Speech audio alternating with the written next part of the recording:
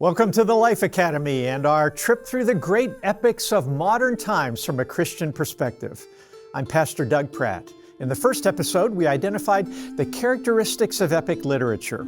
It's now time to visit the imaginary world created by 20th century British writer J.R.R. Tolkien in his wildly popular The Hobbit and The Lord of the Rings trilogy.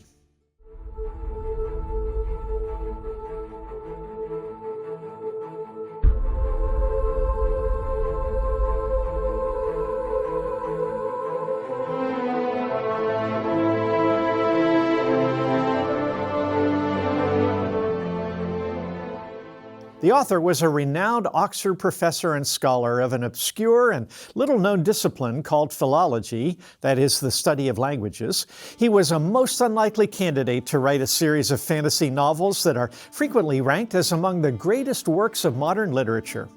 His creative work produced, first, The Hobbit, published in 1937, a children's story that developed in his mind from imagining a humble creature populating a rural countryside, much like Tolkien's homeland of central England. It became a big surprise commercial success. Children and adults alike loved it, and the publisher clamored for a sequel, expecting it to be a similar length and style. Then, The Lord of the Rings, published in 1954 and 55 in 3 books, The Fellowship of the Ring, The Two Towers, and The Return of the King. These actually took over 15 years to write and grew exponentially in scope, characters, themes, and complexity during the composition. Finally, a sprawling book, The Silmarillion, which was published in 1977, 4 years after Tolkien's death by his son Christopher, from various notes and writings. And many find that this last book, which some suspect Tolkien never intended to be published, is nearly unreadable to all but geeks who absorb themselves in the details of Tolkien's imaginary world. Because of their box office success, we should note the film versions of Tolkien's epic. Little-known Peter Jackson, a quirky but brilliant director, spent years beginning in 1997 creating in studios and on location in New Zealand a 3-film epic series. Using mostly unknown actors who have since gained fame and success, and obsessed with control and fidelity to the story, the project was rejected by several studios before New Line Cinema decided to take a chance and bankroll the project. The films were released in December of 2001, 2002, and 2003. They proved to be hugely popular and profitable, as well as gaining great critical acclaim. In fact, they won a combined 16 Oscars, including Best Picture for the 3rd film. Some entire sections of the books were omitted in the films to keep them within time and budget constraints, and yet most critics and fans have praised the films as being faithful to the main story and the spirit of the books. Jackson also directed a follow-up 3-part version of The Hobbit. The films have introduced a whole new generation to Tolkien's epic. Who was John Ronald Reuel Tolkien? He was born in 1892. He was 6 years older than his friend and contemporary C.S. Lewis. His birthplace was South Africa, to English parents living there temporarily for his father's work. The family moved back to England when their son was age 3, and soon after that his father died. He and his mother lived in the Birmingham area, and his mother died when J.R.R. was only 12. A Catholic priest became his guardian, and he lived at various boarding schools for the rest of his youth. His academic brilliance in classics and languages earned him a scholarship to Oxford. He graduated with a degree in philology in 1915. During the First World War, Tolkien was drafted into the British Army. He married his childhood sweetheart, spent 4 months in the trenches during the Somme offensive, and contracted typhus.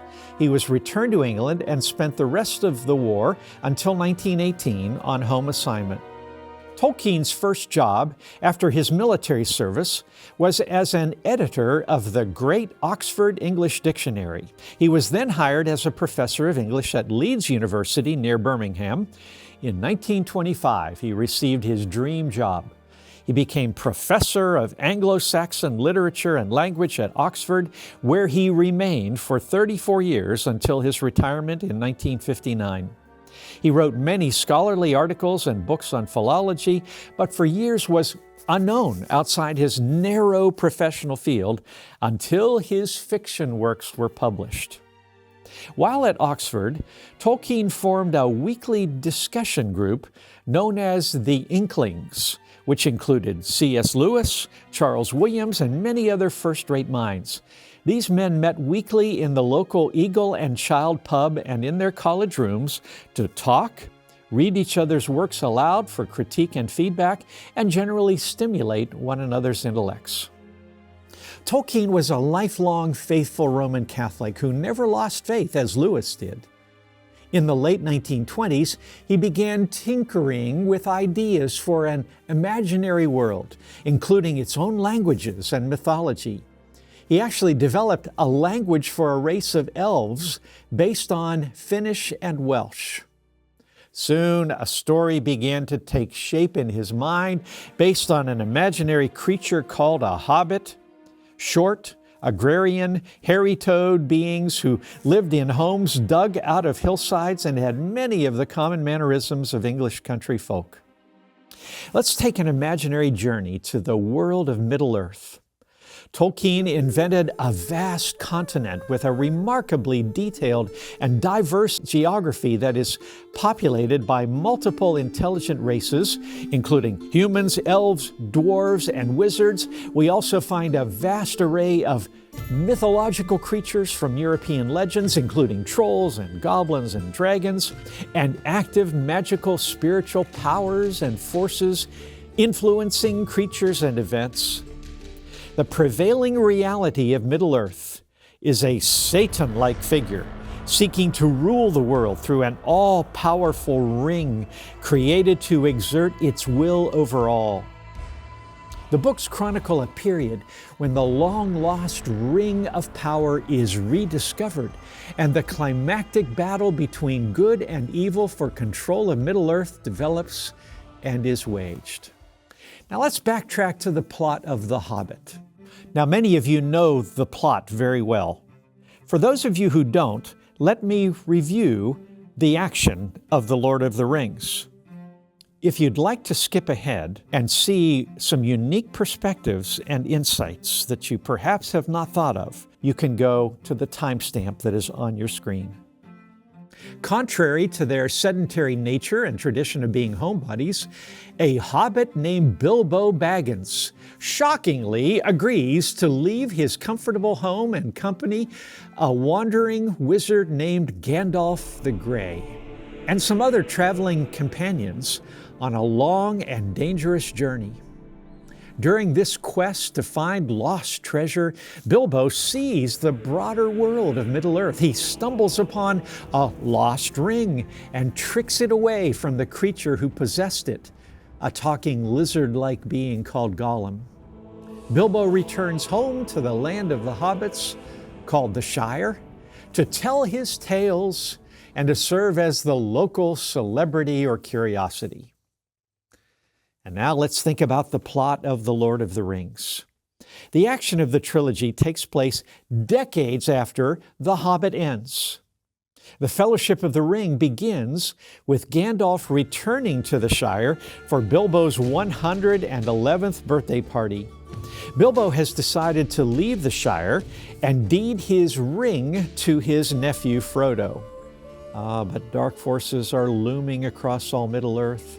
The evil Satan figure called Sauron, creator of the Ring of Power, is rebuilding his strength in his homeland of Mordor and is sending his servants to try to find the ring.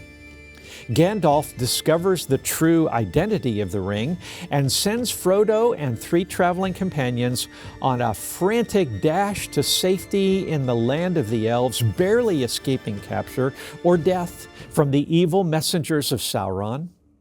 Gandalf discovers that his fellow wizard named Saruman has gone over to the dark side and has allied himself with Mordor. A council is held among elves, dwarves, and men to decide on a course to defeat the growing power of evil. They conclude that the only hope is to destroy the ring by dropping it into the same volcano from which it was forged deep in Mordor. The 9 travelers set out, have some death-defying adventures. Gandalf sacrifices himself to save the other 8, and then the traveling party breaks up and goes in different directions. The middle book, The Two Towers, continues the stories of the separate members of the Fellowship of the Ring. Battles are fought on multiple fronts. Gandalf returns to life and leads the defeat of his rival wizard Saruman. The still free human countries of Rohan and Gondor are under increasing siege. The looming feelings of overwhelming enemy force and besieged allies felt very familiar to people in Britain who had just survived World War II. Many have commented that the second book feels a lot like 1941, 42, and 43, the darkest days of that war. Meanwhile, Frodo, the ring bearer, and his sidekick, a Sancho Panza figure named Sam, are working their way slowly towards near certain doom in Mordor, under the radar of the evil forces, but constantly harassed by Gollum, who is trying to reclaim the ring. The final book, The Return of the King, reveals one of the members of the Fellowship as being the true heir to the throne of Gondor, the strongest of the nations of men. He leads their forces in defense of their capital city. A climactic battle begins on the plains outside Mordor. Frodo, Sam, and Gollum meanwhile slip into the enemy's fortress land undetected and make their way to the volcano. Just as the evil powers are about to crush the good forces, the Ring of Power is stolen by Gollum, who then falls with it into the Inferno, and the power of evil is vanquished. The hobbits return home with some work to do to clean up the evils that have infected the Shire. The new king takes his throne, and Gandalf and the elves leave Middle-earth, ushering in the beginning of a new era in its history. What were some of the unique aspects of Tolkien's literary creation? The hobbits are an unusual and memorable invention, most significantly because the author has made them the heroes and the main characters of the 4 books. The languages and the thousands of years of history and culture created by the author are incredibly detailed, including page after page of poetic song lyrics. The detailed geography is far more intricate and comprehensive than any other imaginary world, including Narnia and Lucas's Star Wars. The development of many of the main characters reveals a novelist's sensitivity to inner motivations and complexities. And finally, my observations about the Christian symbolism and the biblical worldview that Tolkien has built into his books. Evil and good are both real forces, unlike the contemporary philosophy of postmodernism, which claims that there are no ultimate truths or good and evil. Wickedness is very seductive and corrupting, especially in the forms of pride and lust for power. Moral choices, for good or bad, have consequences. In fact, Gandalf says to Frodo at one point, as Frodo was complaining to him, "Oh, I wish none of this had happened," Gandalf replies, "We can't choose what happens in our times. We can only choose how we will respond." The Christian virtues of self-sacrifice, courage, friendship, and loyalty are lifted up as the highest ideals in the books, and in fact are revealed as the keys to the triumph of good over the seemingly more powerful evil. The wizard Gandalf goes through a sacrificial death and resurrection and glorification. Clearly, he is a Christ figure. The King Aragorn reflects another Christ figure, especially in his return to rule after a time away, echoing the biblical prophecy of a second coming. The end of the last book has strong suggestions of eternal life, a heaven or paradise at the conclusion of life on Middle-earth. The centrality of the Hobbits is a reflection of 1 Corinthians 1 in the Bible, in which the Apostle Paul presents the paradox, God has chosen the weak of this world to shame the strong.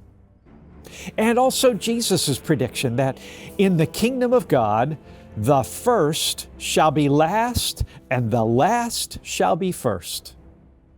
In dramatic fashion, the least likely creatures outdo the mighty races in heroism and valor. The evil spirit is a very strong and active force, but it is not all-powerful or all-knowing, which is comparable to the biblical doctrine of Satan, who is a spiritual power but not the equal of God. The tendency of individuals, cultures, and societies to drift away from their values and strengths is portrayed, along with the need for prophets to call them back, and the role of a crisis to galvanize to action. Britain and other Western nations went through such a crisis in the Second World War, just as Tolkien was writing The Lord of the Rings. Several generations have now been mesmerized by the novels and films that tell the story of Middle-earth. It will likely remain as a classic of Western culture, and its beating heart is an undeniable Christian faith that sees life through a lens of biblical values.